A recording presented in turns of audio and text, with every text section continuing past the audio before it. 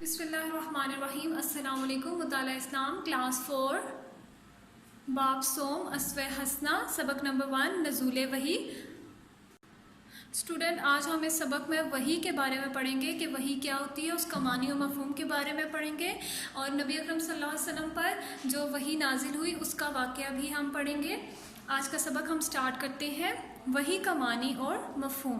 اللہ تعالیٰ کے پیغام اور کلام کو وحی کہتے ہیں۔ وحی انبیاء پر نازل ہوتی ہے۔ انبیاء اس پیغام کو دوسرے انسانوں تک پہنچاتے ہیں اور اس طرح لوگوں کی رہنمائی کا فریضہ سر انجام دیتے ہیں۔ جس طرح نبی اکرم صلی اللہ علیہ وسلم سے پہلے آنے والے نبیوں پر وحی نازل ہوتی تھی، اسی طرح حضرت محمد صلی اللہ علیہ وسلم پر بھی وحی نازل ہوئی۔ ٹھیک ہے، وحی کا معنی کیا ہے؟ اللہ کے پیغام اور کلام کو وحی کہتے ہیں۔ ٹھیک ہے، وحی کس پہ نازل ہوتی ہے؟ انبیاء علیہ کرام علیہ السلام پر۔ ٹھیک ہے، اور انبیاء کیا کرتے ہیں؟ اس پیغام کو جو وحی میں ان کو پیغام دیا جاتا ہے وہ لوگوں تک پہنچاتے ہیں تاکہ لوگ کیا کریں؟ سیدھا راستے پر چل سکیں۔ ٹھیک ہے، اور جس طرح باقی انبیاء کرام علیہ السلام پر وحی نازل ہوتی تھی، اسی طرح نبی اکرم صلی اللہ علیہ وسلم پر بھی وحی نازل ہوئی، اور آپ صلی اللہ علیہ وسلم نے بھی لوگوں کی رہنمائی کا فریضہ سر انجام دیا۔ ٹھیک ہے، غار حرا میں غور و فکر۔ پیارے نبی حضرت محمد صلی اللہ علیہ وسلم بچپن ہی سے نہایت پاکیزہ عادات اور خیالات کے مالک تھے۔ عرب کے لوگ جن برائیوں میں مبتلا تھے، آپ ان سے دور رہتے تھے۔ بتوں کی پوجا سے آپ کو شدید نفرت تھی۔ آپ صلی اللہ علیہ وسلم کی خواہش تھی کہ لوگ بتوں کی پوجا چھوڑ دیں اور صرف ایک اللہ کی عبادت کریں۔ جب آپ کی عمر 36 سال کے قریب ہوئی تو آپ غار حرا میں جانے لگے۔ غار حرا میں آپ کئی دن تک ٹھہرتے اور اللہ تعالیٰ کی عبادت کرتے۔ آپ صلی اللہ علیہ وسلم مسلسل سوچ و بچار کرتے تھے کہ لوگوں کو گمراہی سے کیسے نکالا جائے اور کس طریقے سے ان کو برائیوں سے بچایا جائے۔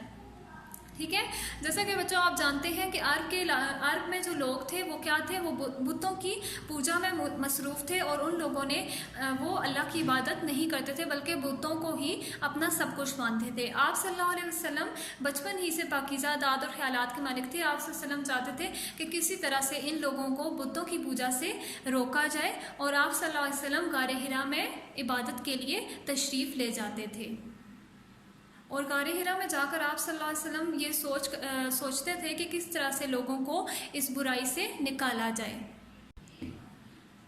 اس عرصے میں آپ صلی اللہ علیہ وسلم سچے خواب دیکھنے لگے۔ رات کو خواب میں جو کچھ دیکھتے تھے صبح وہ کام اسی طرح ہو جاتا تھا۔ نبی اکرم صلی اللہ علیہ وسلم کی عمر 40 سال سے زائد ہو چکی تھی۔ رمضان المبارک کا مہینہ تھا۔ آپ غار حرا کے اندر عبادت میں مصروف تھے کہ آپ صلی اللہ علیہ وسلم کے پاس اللہ تعالیٰ کی طرف سے ایک فرشتہ آیا جس کا نام جبرائیل علیہ السلام تھا۔ جیسا کہ آپ جانتے ہیں بچوں کہ جبرائیل علیہ السلام تمام انبیاء کرام کے پاس اللہ کے پیغام کو لے کر آتے تھے، یعنی وحی کو لے کے آتے تھے۔ ٹھیک ہے، پہلی وحی فرشتے نے آپ صلی اللہ علیہ وسلم سے کہا پڑھیے۔ آپ نے فرمایا میں پڑھا ہوا نہیں ہوں۔ آپ فرماتے ہیں کہ اس فرشتے نے مجھے پکڑ کر زور سے دبایا اور دوبارہ کہا پڑھیے۔ میں نے دوبارہ وہی جواب دیا۔ ایسا 3 مرتبہ ہوا، اور تیسری مرتبہ کے بعد وحی کے درج ذیل الفاظ آپ صلی اللہ علیہ وسلم کی زبان مبارک پر جاری ہو گئے۔ ٹھیک ہے، ترجمہ ہے یہ جو وحی آپ صلی اللہ علیہ وسلم پر پہلی وحی نازل ہوئی اس کا ترجمہ ہے، پڑھو اے نبی صلی اللہ علیہ وسلم اپنے رب کے نام سے جس نے پیدا کیا، جس نے انسان کو جمے ہوئے خون سے بنایا۔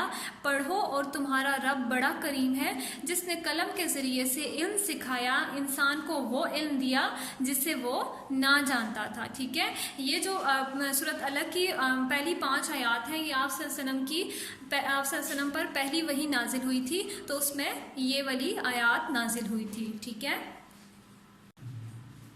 فرشتے کی اچانک آمد اور وحی کی عظمت و ہیبت کی وجہ سے آپ صلی اللہ علیہ وسلم کا جسم مبارک کانپنے لگا۔ اسی حالت میں آپ گھر آئے اور حضرت خدیجہ رضی اللہ تعالیٰ عنہ سے فرمایا مجھے اڑاؤ، مجھے اڑاؤ۔ حضرت خدیجہ رضی اللہ تعالیٰ نے آپ کو کمبل یا چادر اڑا دی۔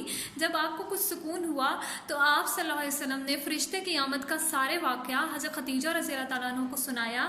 حضرت خدیجہ رضی اللہ تعالیٰ عنہ نے کہا ہرگز نہیں، اللہ تعالیٰ آپ کو کبھی رنج اور مصیبت میں مبتلا نہیں کرے گا۔ آپ رشتہ داروں سے نیک سلوک کرتے ہیں، امانتیں ادا کرتے ہیں، مہمان نوازی کرتے ہیں، غریبوں کی مدد کرتے ہیں اور بے سہارا لوگوں کا بوجھ اٹھاتے ہیں۔ ٹھیک ہے. جب آپ صلی اللہ علیہ وسلم پر پہلی وحی نازل ہوئی تو آپ صلی اللہ علیہ وسلم کا جسم مبارک کانپنے لگا اور آپ صلی اللہ علیہ وسلم نے حضرت خدیجہ سے کہا کہ مجھے کمبل یا چادر اڑا دو. ٹھیک ہے. جب آپ صلی اللہ علیہ وسلم کو کچھ سکون ہوا تو آپ صلی اللہ علیہ وسلم نے حضرت خدیجہ کو سارا واقعہ سنایا. تو حضرت خدیجہ نے ان الفاظ میں آپ صلی اللہ علیہ وسلم کو تسلی دی اور آپ صلی اللہ علیہ وسلم کو کہا کہ اللہ تعالیٰ آپ کو کبھی بھی مصیبت میں مبتلا نہیں کرے گا. ٹھیک ہے.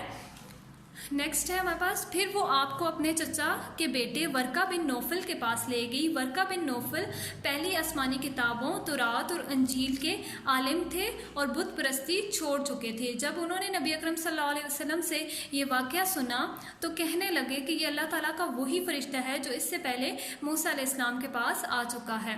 ٹھیک ہے. یہ فرشتہ وہی ہے جو حضرت جبرائیل علیہ السلام ہے جو ہر انبیاء پر وہی لے کر آتے تھے. تو ورقہ بن نوفل جو کہ آسمانی کتابوں کے عالم تھے انہوں نے آپ صلی اللہ علیہ وسلم کو بتایا کہ یہ تو وہی فرشتہ ہے جو حضرت موسیٰ علیہ السلام پر بھی وہی لے کے آیا تھا. ٹھیک ہے. ورقہ نے یہ بات کہہ کر آپ صلی اللہ علیہ وسلم کے نبی ہونے کی تصدیق کی. پھر آپ کو بتایا کہ جب آپ اپنی قوم کے سامنے حق بات پیش کریں گے تو آپ کی قوم آپ کے خلاف ہو جائے گی. ورقہ نے اپنی یہ خواہش بھی ظاہر کی کہ کاش مجھے بھی آپ کا ساتھ دینے کا موقع مل جائے. مگر تھوڑے ہی دن گزرے تھے کہ ورقہ انتقال کر گئے. ٹھیک ہے. جب آپ صلی اللہ علیہ وسلم کی پوری بات ورقہ بن نوفل نے سنی تو انہوں نے آپ صلی اللہ علیہ وسلم کے نبی ہونے کی تصدیق کی اور آپ صلی اللہ علیہ وسلم کو بتایا کہ آپ صلی اللہ علیہ وسلم جب حق بات یعنی یہ جو سچ بات ہے یہ وحی کے الفاظ جو ہیں اپنی قوم کی طرف جب اپنی قوم کو بتائیں گے ان کو اس اللہ کی طرف بلائیں گے تو وہ قوم آپ کے خلاف ہو جائے گی. اور انہوں نے یہ بھی خواہش کی کہ کاش میں آپ صلی اللہ علیہ وسلم کا ساتھ دوں. لیکن کچھ ہی عرصے میں جو ورقہ بن نوفل کا انتقال ہو گیا تھا. ٹھیک ہے.